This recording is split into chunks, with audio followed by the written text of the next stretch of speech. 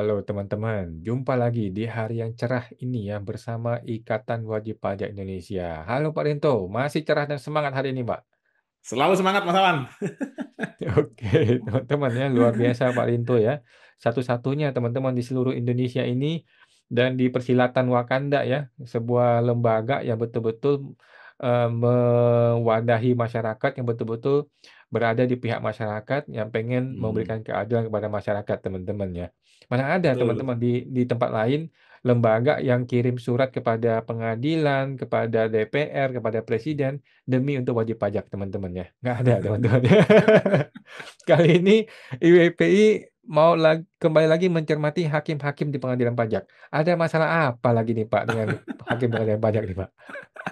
Ya, jadi kita ini kan ingin ini Mas ya, di samping kita ingin menegakkan keadilan di dunia perpajakan, IWP ini juga ingin agar penerimaan negara ini bukan hanya fokus pada jumlahnya Mas, cuman Hmm. fokus pada keberkahannya Mas, kehalalannya Mas. Jadi harus bersih Mas penerimaan negara ini, karena kalau kita tidak fokus di sini Mas Awan ya, nanti uang yang dari APBN ini untuk membiayai pendidikan, kesehatan, jadi jadinya gimana Mas anak-anak kita Mas? Nah ini Hmm. ibarat kata gini Mas, sebuah keluarga Mas Awan ya. Misalkan Mas Awan ini sebuah keluarga, nah orang tuanya Mas Awan ini adalah perampok Mas. Gimana?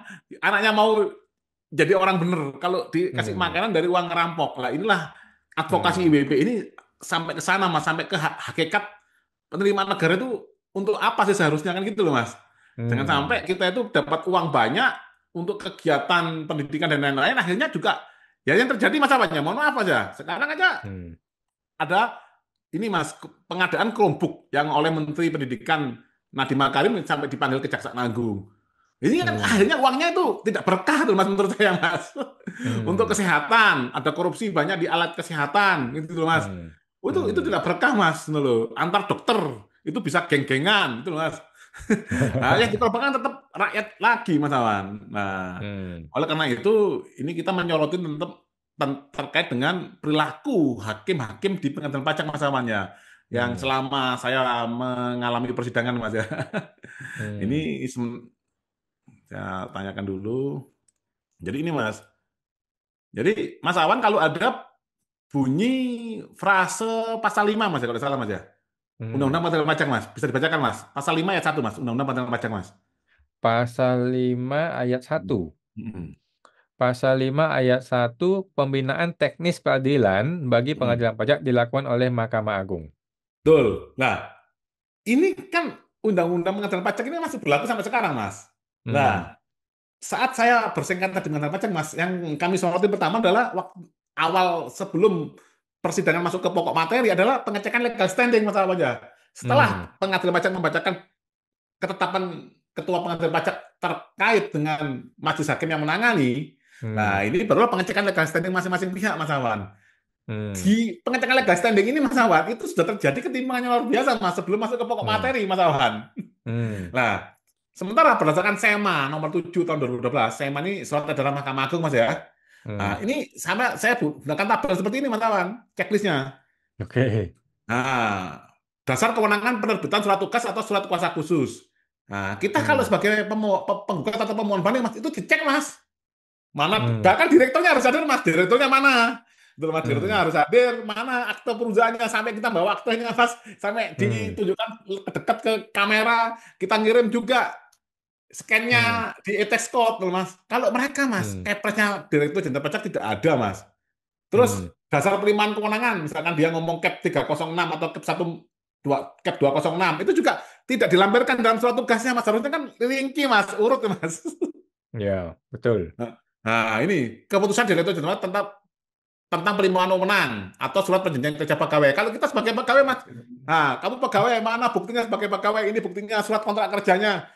Terus mana bukti potongnya? Itu lengkap, Mas. Bahkan saya sendiri pernah mewakili wajib Hmm. pajak itu, Mas. Saya masih ditanya, Mas. Sudah ada Hmm. direkturnya, bener ini karyawannya, bener. Sudah ada bukti Hmm. potongnya, masih diminta surat perjanjian kerja, Mas. Oke. Nah, sekarang kenapa itu Kak tidak sama dengan pihak ini, Mas, pihak tergugat atau terbanding, Hmm. Mas Awan? Yang kedua, Mas, menurut saya tadi, Mas, identitas Hmm. pemberi kuasa dan penerima kuasa. Ini harus jelas, Mas Awan. nama dan alamat jabatan pemberi kuasa dalam surat tugas atau surat kuasa khusus. Kalau kita kan surat kuasa khusus ya, nama pemberi kuasanya siapa? Nah, kan direkturnya perusahaan misalkan aja.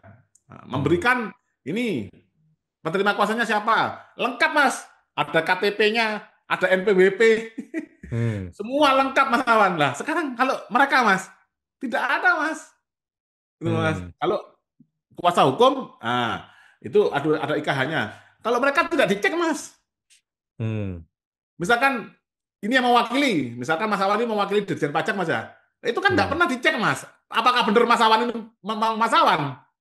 Pokoknya Majelis Hakim, ayo itu aja Mas, bahkan dari cek Mas, tanda pengenalnya mana nggak ada Mas, coba nama itu, ya saya namanya ini, itu aja Mas, langsung percaya. Oke. Jadi tidak menjalankan pasal 28D Mas, Undang-Undang Dasar Mas. Nah, terus pencantuman hal-hal apa saja yang dapat dilakukan surat kuasa dilakukan kuasa hukum dalam persidangan, dalam surat tugas atau surat kuasa khusus. Kalau kita detail Mas, misalkan kita tidak ini Mas untuk menghadirkan ahli atau menghadirkan alat bukti, kita nggak ada itu Mas, ditolak kita Mas. Kalau mereka nggak ada Mas, terus pokoknya melakukan hal-hal ini dalam panggilan di pengadilan pajak nomor sekian-sekian gitu aja Mas, semua sah Mas. Terus surat tugas atau surat kuasa khusus ditentangkan oleh pemberi tugas atau pemberi kuasa. Nah, mereka kan atas nama siapa Mas? Kepala kantor atau kepala kanwil, Mas Awan. Bahkan kalau menggunakan Cap 305 yang delegasi itu kan juga masih tersandra juga. Ada nggak Kepresnya atau Mas Perpresnya atau ini Mas ya? Apa Mas? PP atau Perpres Mas ya? Harus ada kan? Ya, betul. Itu sampai sekarang gimana? Itu Mas Awan yang pernah belum ada. belum ada kan Mas? Nah, itu kan Akhirnya mereka menyerah dan mengatakan nanti kami serahkan kepada hakim. Itu mereka menyerah. Lah, itu kan bentuk-bentuk tadi yang saya maksud Mas Awan. Nah, sekarang kita masuk ke hakimnya Mas Awan ya. Hakim-hakim pengadilan pajak, pengkhianat Pancasila atau penjegal konstitusi, ini judul kita kali ini Mas Awan. Pengadilan pajak masih di bawah Kemenq. Pengadilan pajak masih berada di bawah Kementerian Keuangan hingga 31 Desember 2026 sesuai putusan MK nomor 26 tahun 2023. Seharusnya pengadilan pajak harus sudah pindah ke Mahkamah Agung agar independen. Maksud kami ini harus segera ada transisi Mas Awan. Secepatnya. Kewajiban pengadilan pajak menurut undang-undang berdasarkan pasal 5 ayat 1 Undang-Undang nomor 14 tahun 2002, pembinaan teknis ini yang Mas Awan tadi bacakan Mas ya. Peradilan bagi pengadilan pajak dilakukan oleh Mahkamah Agung. Jadi kan SEMA ini berlaku Mas. Hakim wajib setia pada Pancasila dan Undang-Undang Dasar 45 sesuai pasal 9 ayat 1 Undang-Undang Pengadilan Pajak. Ini bisa dibaca Mas.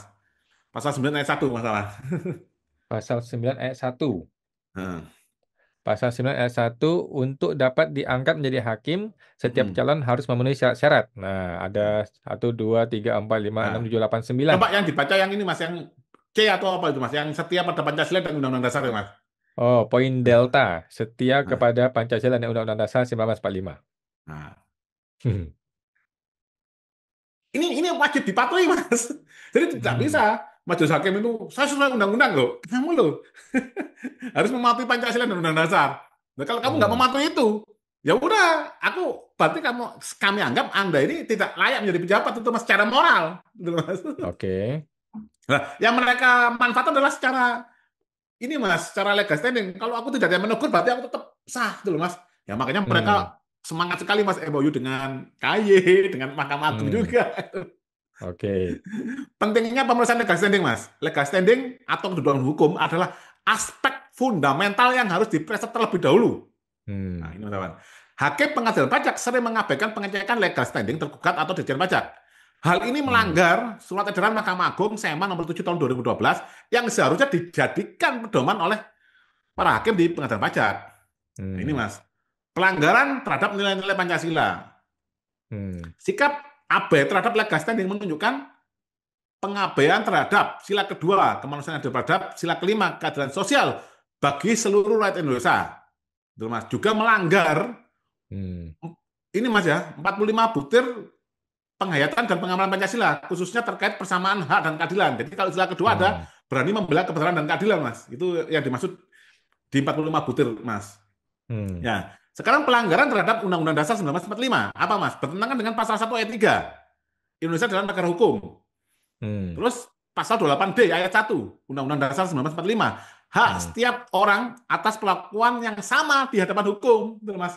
Jadi tidak bisa hakim ini mengistimewakan tergugat atau terbanding, Mas Awan. Konsekuensi hukum, jika aspek legal standing diabaikan, putusan menjadi cacat formil. Yang kedua, menjadi indikasi pelanggaran kode etik hakim yang bisa dikategorikan sebagai pengkhianatan terhadap nilai-nilai Pancasila dan penjegal amanat konstitusi. Tanggung jawab moral hakim setiap pada Pancasila bukan sekedar sumpah, tapi juga landasan moral dan konstitusional yang harus dijalankan. Hakim tidak boleh menjadi perpanjangan tangan fiskus atau eksekutif. Perlu keberanian moral untuk menegakkan asas keadilan dan kepastian hukum. Ini kekasih iblis ini, Mas. Iblis berkata kepada kanjeng Nabi Muhammad, misalnya kalau di Islam, Mas ya. Ini Mas, kata-katanya Mas. Apakah engkau tidak tahu, wahai Muhammad, bahwa kebohongan itu berasal dariku, dari iblis, Mas, maksudnya, Mas. Akulah orang yang pertama kali berbohong. Barang siapa yang berbohong, dia adalah temanku, dan barang siapa berbohong kepada Allah atau melakukan sumpah palsu, dia adalah kekasihku loh, Mas. Jadi sumpah hakim di Undang-Undang Pajak tadi, Mas, setia pada Pancasila dan Undang-Undang Dasar 45. Di samping harus bertakwa pada Allah, Mas ya. Jadi ini, Mas, kami mengingatkan hakim-hakim di Undang-Undang Pajak, jangan sampai menjadi kekasih iblis, Mas. Kita hidup di suatu negara dengan berkali-kali mengalami pemerintahan iblis, yakni dengan kelaziman sumpah palsu para pejabatnya. Jadi melanggar sumpah itu sudah hal yang biasa, Mas, walaupun disumpah di atas kitab suci, Mas Awan. Termasuk kita kalau menghadirkan ahli. Mas Awan sudah pernah nggak menghadirkan ahli di pengadilan pajak? Yang offline? Belum pernah. Belum. Itu ahlinya disumpah, Mas, pakai kitab suci, Mas. Tergantung agamanya, Mas. Nah, ini kalau sumpah palsu, Mas, ini adalah temannya iblis, Mas. Oke. Sumpah palsu adalah sudah lumrah dan fakta segala zaman, segala era, segala periode pemerintahan. Terakhir, hakim pengadilan pajak harus kembali pada nilai dasar, melayani keadilan, bukan mengabdi pada kekuasaan fiskal. Saat rakyat kehilangan keadilan, negara kehilangan rohnya. Pengadilan harus menjadi benteng terakhir keadilan, bukan instrumen pemaksaan kebijakan. Nah, seperti itu, Mas Awan. Jadi kita ingatkan, hakim-hakim di Undang-Undang Pajak jangan sampai menjadi pengkhianat konstitusi dan pengkhianat nilai-nilai Pancasila dan penjegal konstitusi. Yang akhirnya itu menjadikan temannya iblis, karena Anda sudah bersumpah di bawah kitab suci, Mas, saat sebelum menjadi hakim pengadilan pajak. Cuman ini akhirnya saya dapat ide juga, Mas. Nanti kita akan melakukan PPID, minta videonya, Mas, ya, sumpahnya seluruh hakim pengadilan pajak, Mas. Saat disumpah sebelum menjadi hakim, Mas. Oke, mudah-mudahan ada videonya ya. Nah, ini kalau ada kan tinggal kita setel, Mas, saat sidang itu kita setel. Kami mengingatkan majelis hakim agar setia pada Pancasila dan Undang-Undang Dasar, gitu loh, Mas Awan. Nah, apalagi tadi Mas Awan yang Cap 305 aja kan perpresnya sama Mas, PP-nya kan tidak ada, akhirnya kan nyerah, Mas. Ya. Nah, itu gimana, Mas? Berarti kan ini juga jebakan, Mas Awan. Kalau Mas Awan sudah mempermasalahkan legal standing di awal, terus Mas Awan dibawa ke pokok materi, dipikir Mas Awan sudah merelakan ini, itu Mas Awan. Itu kan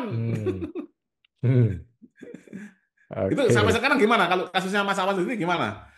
Sudah saya gugat TPN, Pak, hakimnya. Oh, enggak masuk pokok perkara ya? Mau dicukupkan sidangnya? Oke. Kita bawa ke pengadilan negeri. Nah, sebenarnya kalau dicukupkan kan lebih enak, Mas. Karena kan satu alat bukti Mas Awan tinggal nambahin keterangan ahli. Jadi nanti langsung aja dimasukkan keterangan ahli, Mas. Jadi nanti hakim memutuskan berdasarkan sudut pandang kita aja. Mas, kan lebih enak. Oke, siap. Thank you, Pak Rinto. IWPI luar biasa ya. Jadi hakim-hakim ini mudah-mudahan jangan sampai jadi pengkhianat Pancasila ya, ataupun penjegal konstitusi, karena itu akan sangat-sangat merugikan bagi kita semua warga masyarakat yang membayar pajak. Baik, terima kasih Pak Rinto. Kita jumpa lagi di podcast berikutnya, Pak. Terima kasih, Pak. Sama-sama, Mas Awan.